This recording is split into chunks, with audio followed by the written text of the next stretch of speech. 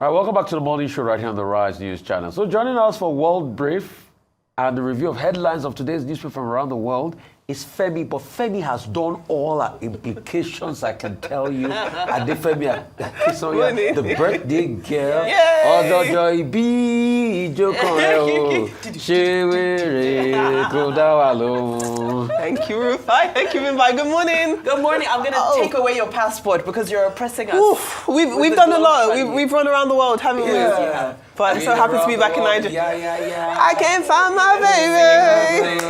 So good to see you all. How's everybody doing this morning? Great. Wonderful, Welcome wonderful. back from Thank you so much. All of that American coverage. Thank Very you so good much. coverage, actually. Fantastic. I appreciate it. Oh, it means so much coming from the How both is of you. Mar-a-Lago? Mar-a-Lago was, first of all, very beautiful. You know, we were talking about how certain places in the UK kind of certain places in Nigeria can remind us of Essex. Yeah. Mar-a-Lago is quite unlike anything I've seen before. It is very, very swanky, very, very nice, very, very white. Yeah. Very white, very, very affluent. But what was very interesting to see is the jostling taking place. When you hear about the reports of people wanting to get into Mar-a-Lago and wanting to get some FaceTime with Donald Trump, it's true. You'll see many, many people trying to get a position in his new administration, which is actually one of the first stories that we're going to be talking about in our World Brief. So let me tell you what is happening around the world. Now, in what has been a week of surprising, far-fetched and unexpected nominations, President-elect Donald Trump has selected Robert F. Kennedy Jr., a longtime vaccine skeptic, to lead the Department of Health and Human Services. Now, the agency is responsible for administering millions of Americans' health insurance, approving drug and medical supplies, regulating food, and responding to infectious disease outbreaks. But Kennedy, who in August suspended his own bid for to become president in hopes of winning a spot in Trump's administration, has pledged to make fighting chronic disease his signature cause. The decision, which public health experts and many Democrats characterize as alarming and unprecedented, means that one of America's most prominent vaccine skeptics could soon oversee an agency responsible for the safety of vaccines. Moving on to Asia now, and today we're expected to find out if Sri Lanka will give its new leftist president greater legislative power to help the poor as it recovers from a financial meltdown. Now, just over 17 million Sri Lankans were eligible to elect lawmakers to the 225-member parliament for a 5-year term.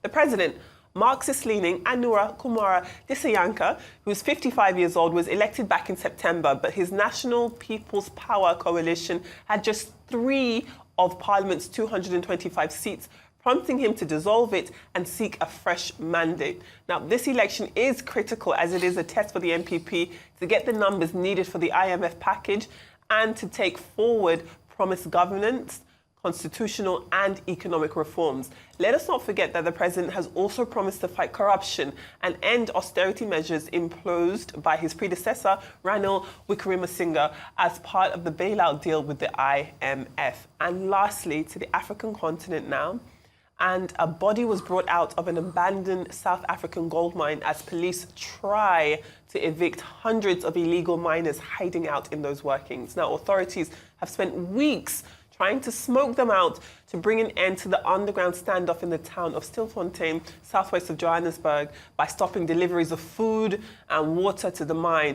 More than 1,100 people have resurfaced since the start of that operation, which they're calling Close the Hole, including 2 people who emerged on Thursday. Now, residents claim that the number of people underneath is as high as 4,000 and say that they are sick and increasingly weak, and they are still likely to be underground. However, police say it's too dangerous to enter the mine in order to make arrests. And they actually think that the number of people in those mines is closer to 300 as opposed to 4,000.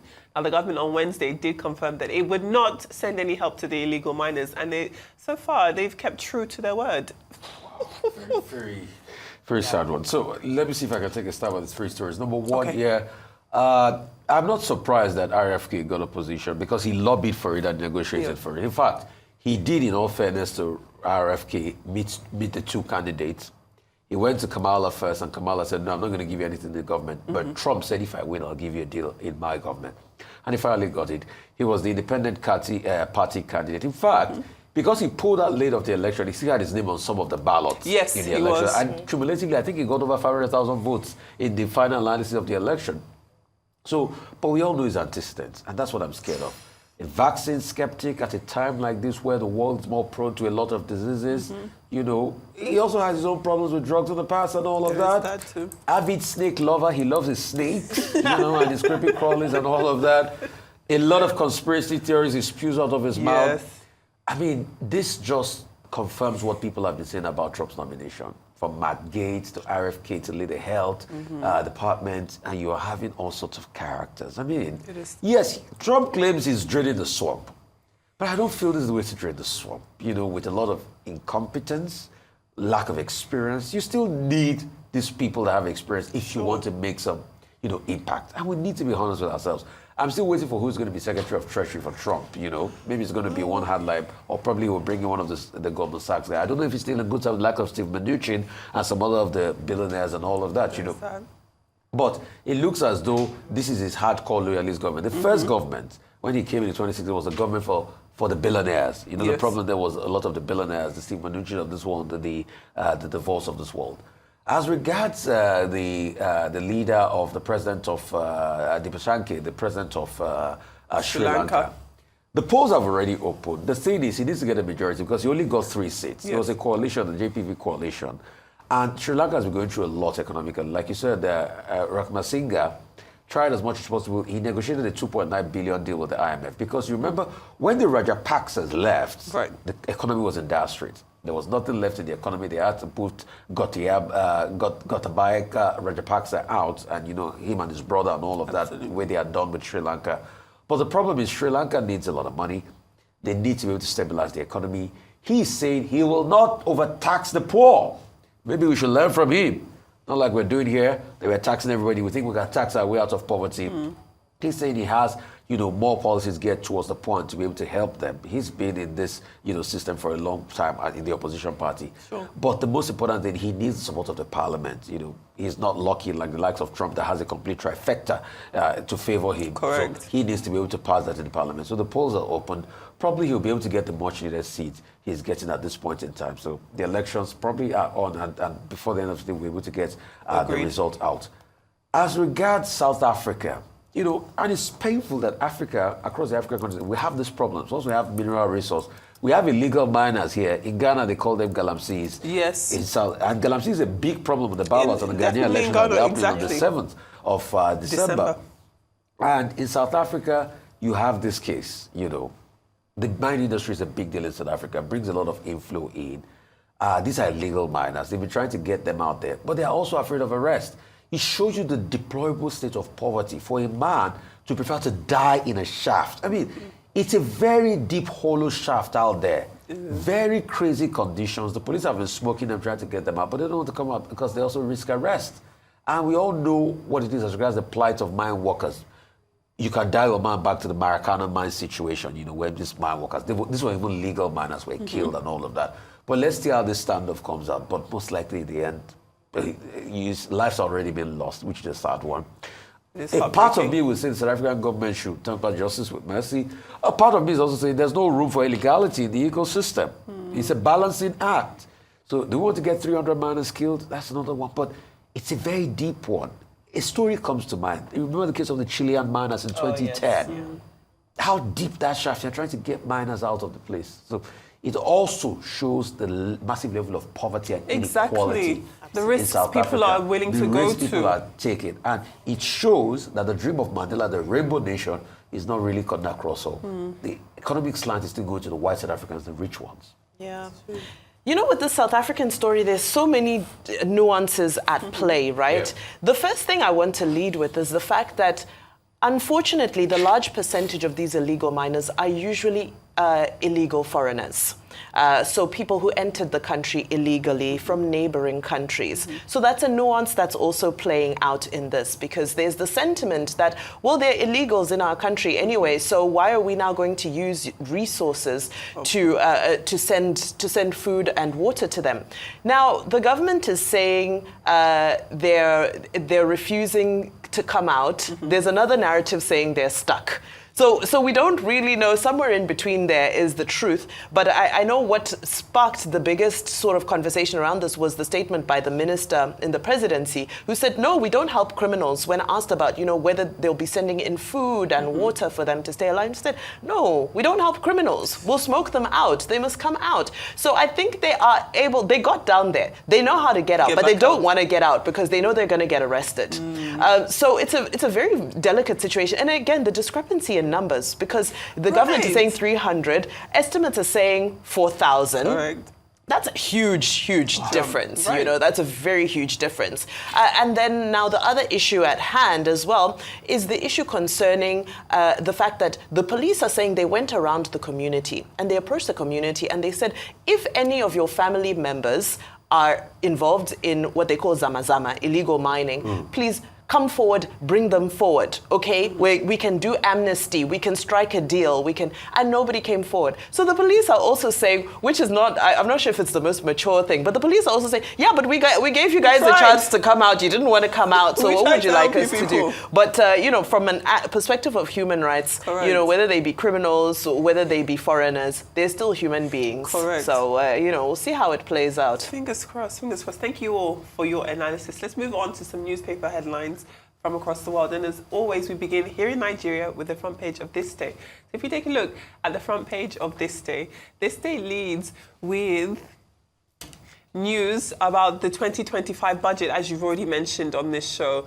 This Day and many Nigerian dailies are looking at this new budget proposal. But before we get into that, there's also on This Day news of the reaching of an oil output milestone. The federal government says it has hit 1.8 million barrels per day crude oil output, and it is targeting 2 million barrels per day. Now, the New Telegraph and the Vanguard, they both lead with the 2025 budget. Now, the Federal Executive Council, the FEC, has approved a budget proposal of 47.9 trillion naira for the 2025 fiscal year, and borrowing of 13.8 trillion naira. Now, Minister of Budget and Economic Planning, Atiku Bagudu, outlined several key parameters that will guide the 2025 budget based on economic projections and government policies. I heard both of your analysis. I know that you're not too keen on these numbers. I do think they are quite ambitious, but taking a look at them, they include a projected GDP growth rate of 4.6% for 2025 and an oil price benchmark of $75 per barrel, an exchange rate of 1,400 naira to the dollar. Additionally, the government anticipates oil production at 2.06 million barrels per day. Let's see. Well, politics leads the front page of The Punch this morning as we edge closer to Saturday's vote in Ondo State.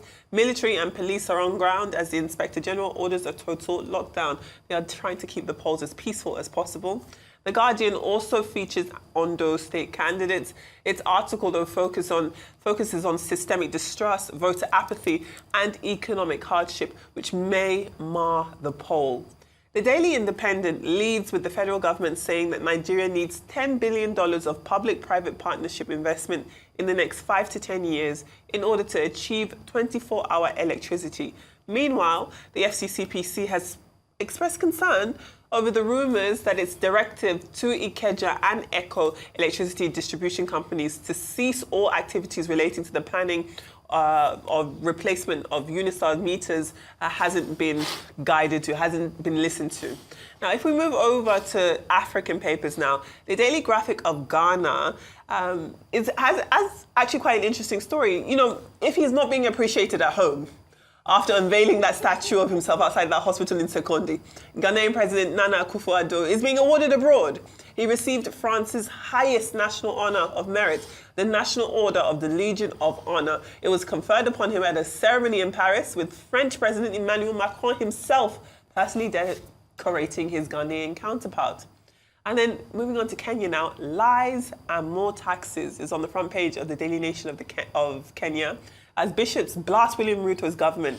In a scathing statement, the Catholic clergy criticized the Kenya Kwanzaa administration over a list of grievances hinged on Kenyan suffering. To the UK now, and on the front page of The Times, the police are investigating children as young as 9 years old for non-crime hate. Examples include a child who called a primary school classmate a retard, and 2 secondary school girls who said another pupil smelled like fish. Now, bullying takes many forms around the world, but in the UK, it can be especially bad. And I do see this move being welcomed by parents and pupils alike. And then lastly, on the front page of the Eye this morning, the UK Chancellor Rachel Reeves is giving bankers their bonuses early. She has loosened restrictive rules introduced after the 2008 financial crisis, which would see bankers receive bonuses after 5 years rather than 8 years. So I can imagine many people in Canary Wharf and in the financial districts of the United Kingdom will be very happy about that. Those are our papers from around the world today. I can imagine she needs to still get some people on their side because She's things trying. are not really looking good for the Keir Starmer government. And like I was telling somebody the other day, if Kemi plays her card right, she stands a shot, you know. Yeah. I've learned my lesson. I'm not going to say anything about Kemi Badenoch. I know, because of your last bet. I don't agree with everything Kemi says about Nigeria. Yes. But I see a very big weakness in this Keir Starmer government, and the people are beginning to realize with the massive cuts that are now happening. You know, it has changed. Labour didn't used to make these heavy cuts. Look at the cuts of winter electricity and all of that. Labour was not known to make these heavy cuts. But they're making all of these heavy cuts because they're saying, oh, there's a big deficit, there's a 22 billion gaping hole, yes, and all of that. But as regards Ghana, Nana Akufo-Addo, somebody should tell him the truth. Charlie, you have not done well. Oh, no. Charlie, there's no way. Charlie, there's no way you can tell me that you have done well for the Ghanaian people. Charlie, forget the fact that you went to put a sculpture about yourself in Second Day. Charlie, it's not going to work. Forget the fact that Emmanuel Macron, the same colonialists that you speak against, are now the one going to give you Chevalier Legion d'Honneur. Charlie, there is no honor that is important as the honor the Ghanaian people by saying, Charlie, you've done well. But the Ghanaian people are not saying that, Charlie, you've done well, because you have not done well. You've brought a lot of hardship, you mismanaged COVID, a lot of things happened under your watch. So forget all of this one that the colonialists are giving you Chevalier Legion d'Honneur. Charlie, you are not doing well at all. Just like Ruto, I can say, also boldly, because it's now obvious, he's still looking for ways to be able to raise those taxes. And in all fairness to him, he needs to be able to raise that money because there's also a black hole in the budget. But what other Kenyans are also looking at is the fact that you and your cronies, you are feeding fats. Now you have a full power of autonomy to yourself. Anyway, you've kicked out Gachagua as the deputy president. You are roaming free. But the question is, what affects the average Kenyan? How does the average Kenyan eat out of this pie? I was in Nairobi the other day and I was in a taxi. And the taxi driver was telling me that I can barely get 5,000 to 10,000 shillings for my child, but I know my president is worth about 3 trillion shillings. When a taxi driver tells you that, they know that there's still a big gaping gulf. And that's what the Kenyan people feel. It is 109, I think about 180 or 119 shillings to be able to get a liter of fuel. People don't go to the filling station and buy fuel 5,000 shillings. Where are they going to see the money? Yeah. They still buy fuel 1,000 shillings, less than 1,000 shillings in some cases for the taxi drivers. So things are very difficult for them. And they want their economy to do well. Just like we're coming back to Nigeria, we're going to be incurring more debts. We have talked about that. Yeah, they are celebrating 1.8 million barrels. We would also see, as that number will go, 2.06 million barrels. That's their projection. At $75 per barrel, where crude oil prices are going down. But we're talking that some estimates are even saying about when America starts to pump, that some estimates are saying $60 per barrel. I was reading one estimate that was talking about fuel could go as much as $40 per barrel. That's how bad it's going to be. So how realistic is it? We're definitely going to borrow more. Add the 132 or 134 trillion we have as debt now, add another 13.8 trillion to it. That goes up to close to 150 trillion. And the question is this economy productive? No, we're not making as much money as we should make. What are the sectors like solid minerals doing? What line item are they bringing to the budget? We would like to see how much in Forex we've earned from this 1.8 trillion that we've lifted. How is this trickling down? What other sectors, what are they bringing to the budget? So these are real questions we need to ask ourselves. Absolutely. And still on that, I liked the analysis that The Guardian gave, because The Guardian looked more at the fact that we still have so many oil-backed loans. So even off of the projected barrel, to even if it's 2.06 million barrels per day, the question is how much of that needs to go back to debt financing? Well, so we've started paying back the Afrixim bank loan, which is 90,000 barrels per day. Yes. So, already, so even if we're aiming high, and the statistics say that Nigeria has been unable to meet production targets since the year 2013. Right. So, there's a lot of conversations to be had around that and sort of how realistic it is. Of course, we want it to work. That's why we're having this conversation. Say, well, let us know what you're putting in place. Yesterday, the National Security Advisor, Nuhu Ribadu, spoke about how there's a more peaceful environment in the Niger Delta now. So, does that mean that there's less of the oil pipeline theft? So many factors come to play when this conversation comes in. But I want to go to Ondo State. I believe it was Punch newspaper that was leading with Ondo State and this election tomorrow. Two former deputy governors coming head to head. The irony is not lost on any of us concerning that. However, it's really unfortunate that this really was there was a great potential for PDP to be able to take the state, given what's happening with the economy nationwide. Of course, it's difficult to unseat an incumbent, which is Lucky Ayedatiwa. So everybody just felt like, well, there's always the power of the incumbent. He has the federal might and all of that. But like I said, given what's happening in the rest of the country with regards to the economy, if the PDP were not a house divided against itself, there would have been greater potential. But ultimately, it looks like tomorrow is already written in stone. It's not a very exciting election, really, because I think it's highly predictable what's going to happen. And then lastly, to Kenya. My, William Ruto is not having an easy time at all. No matter where he turns. No matter where he turns. I believe yesterday the front page was running with the story that Meg Whitman, who is the U.S. ambassador to Kenya, had resigned, and which was expected, of course, with the new president coming in and so forth. It's expected that most ambassadors will not have their tenures renewed. However, with Meg Whitman, she was really quite a divisive figure to Kenyans because Kenyans felt that at the time that the United States, who like to put so much emphasis on value on human rights and the rights of people to protest and so forth, that she stood firmly in Ruto's corner and stood firmly for taxes, while the people of Kenya were protesting against these same taxes that the bishops are now saying, well, you're still looking for a way to sneak them in.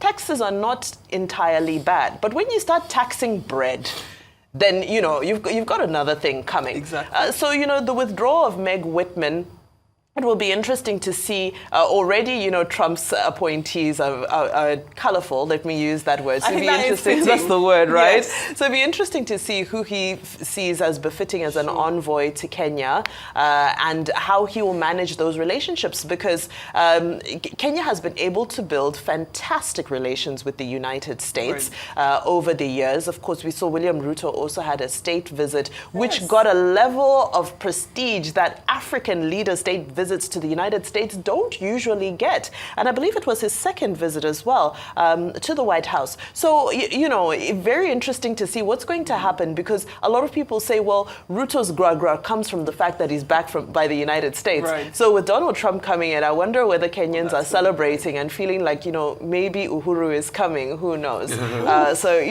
Those are my picks. Speaking of ambassadors, do you know 18 months after we don't still have ambassadors, Nigeria? Oh, have they in Kenya? No, they have ambassadors all around. The ambassadors that were there before this administration came in, I mean, they were told to withdraw, but correct me if I'm wrong, I'm not sure we've replaced them yet. Cool. President Tinubu, answer us, let's hear it. Correct me if I'm wrong, I'm not sure we've replaced all of our ambassadors yet. Well, there is definitely something there. I know we talked very, very briefly about this police in the United Kingdom trying to investigate more non-criminal hate crime. I do think in terms of bullying, it is something that should be focused on. I know, Vimba, you're a parent. Sometimes it starts so young. Children will be so young facing bullying in the schools. And also, being that I grew up in state education in the United Kingdom, we also know that some students can bully teachers too. Yes. So it will be interesting to see what it looks like. But those are the stories from around the world. Thank you very much for your time as always. See you on Monday. See you on Monday, hopefully in Lagos. We don't know. We never know.